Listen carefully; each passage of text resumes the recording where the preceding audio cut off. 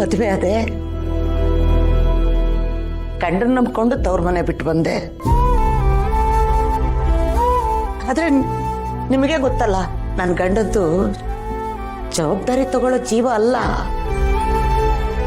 ನನ್ನ ಜೊತೆಗಿರೋ ಅಷ್ಟು ದಿನ ಇದ್ದು ನನಗೆ ಕೈ ಕೊಟ್ಟು ಹೊರಟೋಗ್ಬಿಟ್ಟ. ನಾನು ಮದುವೆ ಅದೇ ಗಂಡನ ನಂಬಿಕೊಂಡು ತವ್ರ ಮನೆ ಬಿಟ್ಟು ಆಚೆ ಬಂದೆ. ನನ್ನ ಗಂಡ ನನ್ನ ಜೊತೆ ಇರೋ ಅಷ್ಟು ದಿನ ಇದ್ದು ಬಿಟ್ಟು ಆಮೇಲೆ ಸನ್ಯಾಸ ಆಧ್ಯಾತ್ಮ ಅಂತ ಕೈ ಕೊಟ್ಟು ಹೊರಟೋಗ್ಬಿಟ್ಟ.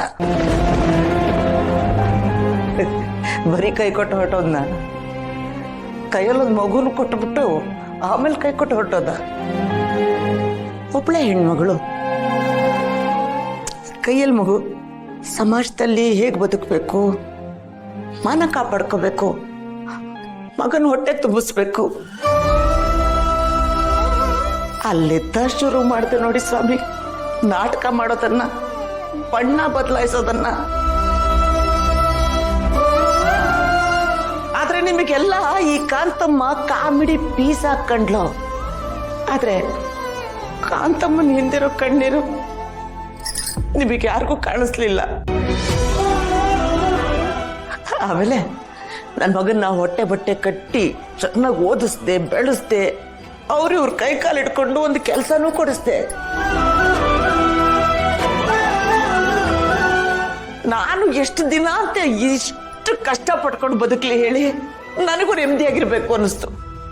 ಅವನಿಗೊಂದು ಮದುವೆ ಮಾಡಿಬಿಟ್ರೆ ನನ್ನ ಜೀವನ ನೆಮ್ಮದಿಯಾಗಿರುತ್ತೆ, ಆರಾಮಾಗಿತ್ತು ಬಿಡ್ರೆ ಅನ್ಕೊಂಡು ಸಂಬಂಧ ಹುಡುಕದೆ. ನೀವು ಸಿಕ್ಕ್ರಿ. ಏನ್ ಮಾಡೋದು ಪಾಪ, ನಿಮ್ಗೂ ಬಡ್ತಾನ. ಆಮೇಲೆ ನನ್ನ ಮಗ ಕೊಡ್ಸಿದ ಕೆಲಸನೂ ಬಿಟ್ಟು ಸೋಂಬೇರಿಯಾಗಿ ಮನೆ ಸೇರ್ಕೊಂಡ. ನನಗಾದ್ರೂ ಮಗನ್ ಬಿಟ್ರೆ ಬೇರೆ ಯಾರಿದ್ರು?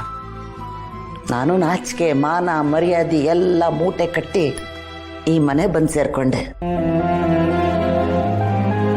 ಕೈಗೆ ಕಾಸಿಲ್ಲ, ತಿನ್ನಕ್ಕೆ ಅನ್ನ ಇಲ್ಲ ಅಂದಾಗ ನಾನು ಆಡೋ ಮಾತುಗಳನ್ನ ಯಾಕೆ ಬಳಸ್ಕೋಬಾರ್ದು?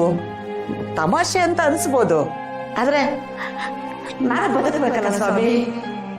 ಕಂಡೋರ ಮನೆಯಲ್ಲಿ ನಂದು ದುಡಿಯೋ ವಯಸ್ಸಲ್ಲ. ಮತ್ತೆ ದುಡಿದು ಬದುಕ್ತೀನಿ ಅಂದ್ರೆ ಬಡತನದಿಂದನೇ ಶುರು ಮಾಡಬೇಕು. ನನಗೂ ಸಾಕಾಗ್ಬಿಟ್ಟಿದೆ.